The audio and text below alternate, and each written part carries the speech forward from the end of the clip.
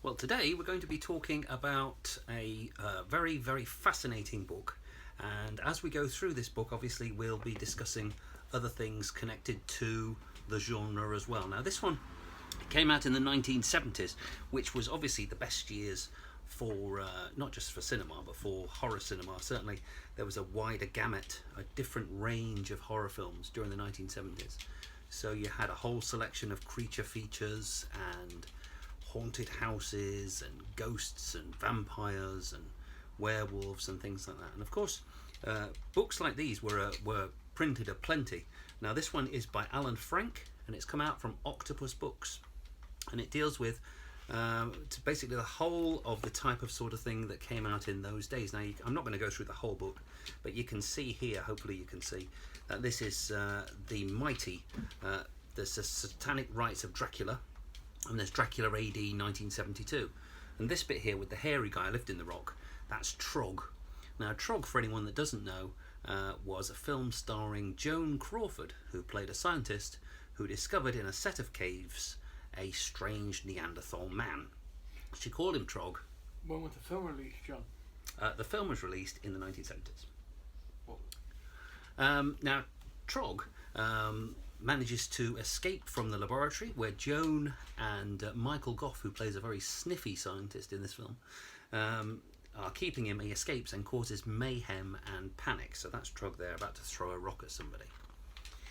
Now, these skeleton guys, these are from a film called The Seven Golden Vampires, and we scroll through again, and we've got Dr. Terror, played by Peter Cushing.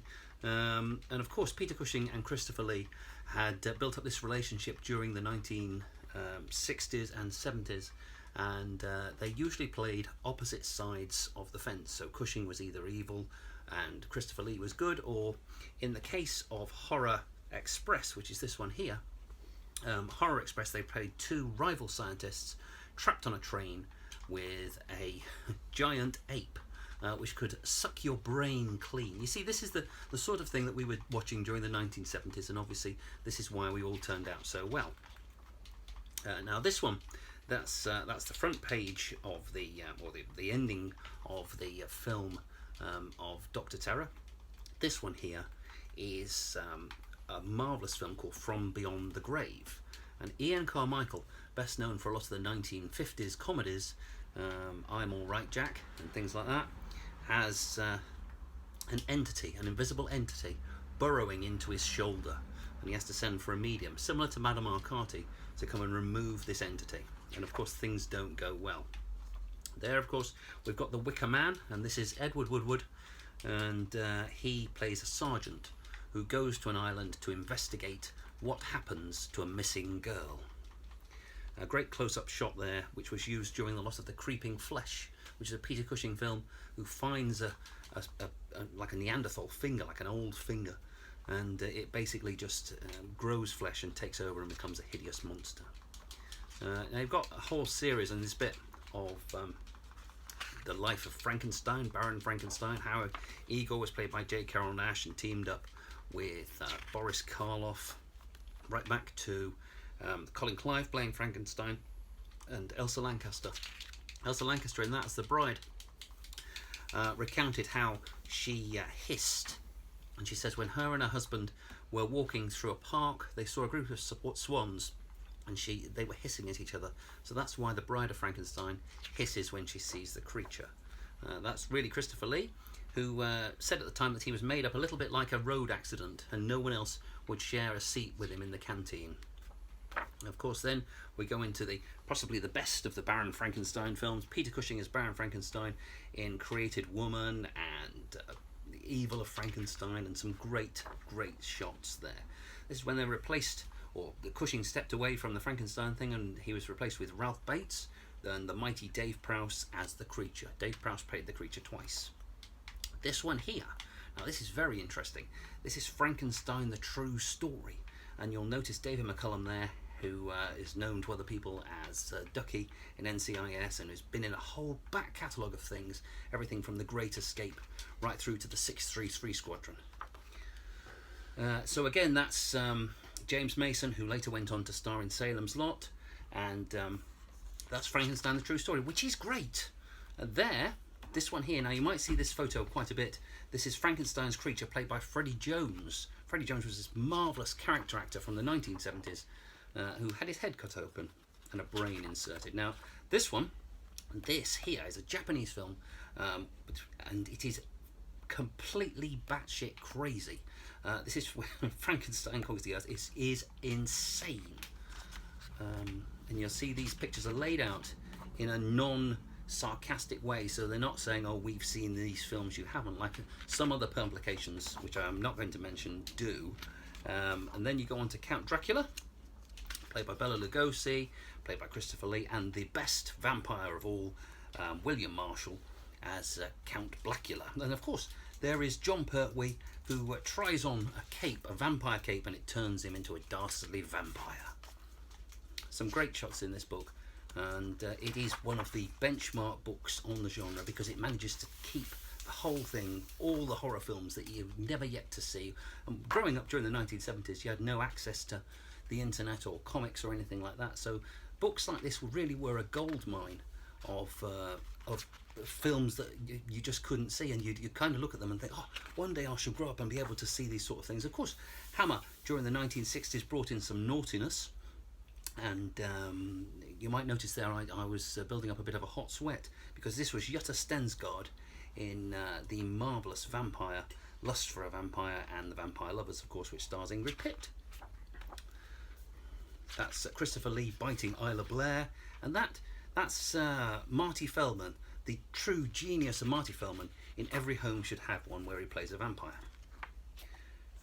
Skipping on a little bit more, there's a bit more of Trog.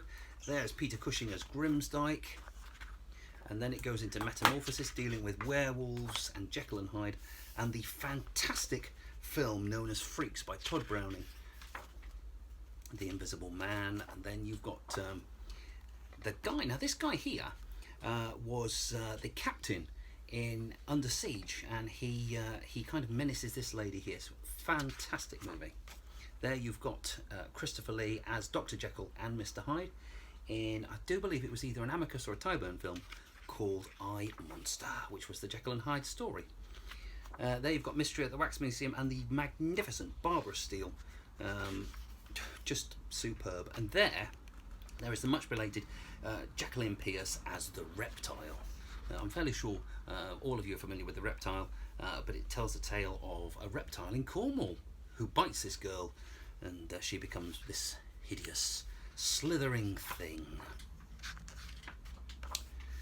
It's also very interesting when you see some of these films and people chat to you about them and they say, have you seen that one? And usually you have, but every so often as a film comes up that you've never had the chance to see, such as this one, which I only watched fairly recently, which is The Old Dark House, which stars Fenella Fielding and Tom, I'm just trying to think of the guy's name. No, I can't think of his name. Old Dark House from Hammer. And this one here, this is the magnificent House that Dripped Blood. There we go. And Vault of Horror, which is Glynis Johns in the Vault of Horror, where she batters Terry Thomas over the head with a hammer because she won't be tidy.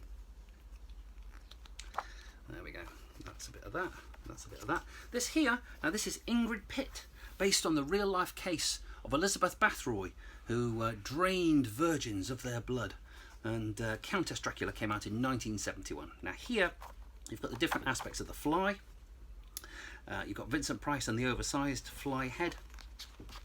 And coming up to the end, all creatures great and small. You've got Willard, you've got Ben, another one of the creeping flesh, which was Tygon. That was referencing what I said before.